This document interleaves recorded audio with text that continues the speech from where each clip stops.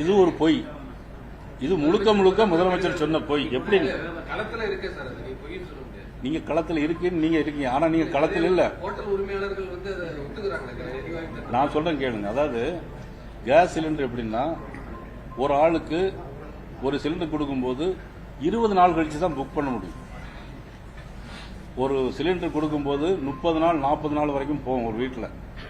20 நாள் கழிச்சு தான் புக் பண்ண முடியும் சர்வர். இப்ப நீங்க வந்து இன்னைக்கு ஒரு சிலிண்டர் வந்துட்டு உடனே புக் பண்ணா உங்களுக்கு கிடைக்காது. சர்வர் சிஸ்டமே அப்படிதான். ஏன்னா நான் கேஸ் டீலர், அதனால நான் சொல்றேன். தட்டுப்பாடு எங்கேயுமே கிடையாது. சிலிண்டர் இப்ப நீங்க உங்களுக்கு 20 நாளைக்கு உள்ள சிலிண்டர் வேணுமா நான் தரேன் உங்களுக்கு. இல்ல உங்களுக்கு எங்க புக் பண்றீங்களோ நான் தரேன். எங்க உங்களுக்கு எங்க வேணுமோ நான் தர சொல்றேன். கர்நாடகா போன்ற மாநிலங்களில் ஹோட்டல்கள்ல சிலிண்டர் தட்டுப்பாட்டால 15 வகையான உணவுகள் கொடுத்த இடத்துல 2 வகையான உணவை குறைச்சிருக்காங்க. இதுக்கும் சிலிண்டர் தட்டுப்பாடு இருக்காங்க. அதாவது ஹோட்டல்ல உணவு குறைச்சதுக்கும் சிலிண்டருக்கும் சம்பந்தமே கிடையாது. இதை நீங்க இப்படி இல்ல நீங்க இப்படி எல்லாம் கேள்வி கேட்டீங்கன்னா உங்க கேள்வியில அர்த்தம் இருக்கா, என்னுடைய கேள்வியில அர்த்தம் இருக்கா? இல்ல ஒரே நிமிஷம்.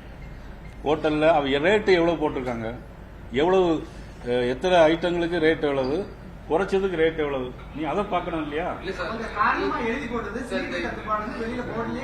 அது அன்னைக்கு அங்கே மாதிரி எதிர்கட்சிக்காரங்க எழுதி போட்டிருப்பாங்களா இருக்கும். ஹோட்டல் உரிமையாளர்களே ஹோட்டல் உரிமையாளர் சங்கம் வந்து அதிகாரப்பூர்வமா முதலமைச்சர் சந்திச்சு ஒரு கோரிக்கை வைக்கிறாங்க. எங்களுடைய ஹோட்டல்ல கேஸ் சிலிண்டர் தட்டுப்பாடு இருக்கு, எங்களுக்கு வர வேண்டிய சிலிண்டர் வரல, ஒரு அச்சமா இருக்கு, ஒரு அத்தியாவசிய சப்ளை பண்ண. அதுக்கு என்ன காரணம் கேட்டீங்கன்னா, சின்ன 19 கேஜி சிலிண்டர் இருக்குல்ல, 16 கேஜி சிலிண்டரை அதே விலைக்கு ஹோட்டல்ல குறைச்ச விலைக்கு மாத்தி மாத்தி விற்கிறாங்க. ஒரு சிலிண்டர் திருட்டுக்காக சில சிஸ்டங்கள் வச்சிருப்பாங்க. தட்டுப்பாடு கிடையாது. உங்களுக்கு வேணா நீங்க எந்த ஏரியால இருக்கீங்களோ நீங்க உங்க ஏரியா சொல்லுங்க, நான் அந்த டீலர்.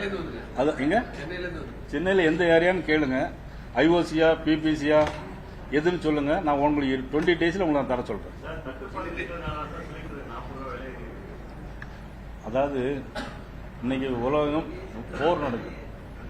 நம்ம இந்தியாவை பொறுத்தவரை பொருளாதாரம் எங்கேயுமே கிடையாது. பொருளாதார கட்டுப்பாடு நெருக்கடியே கிடையாது.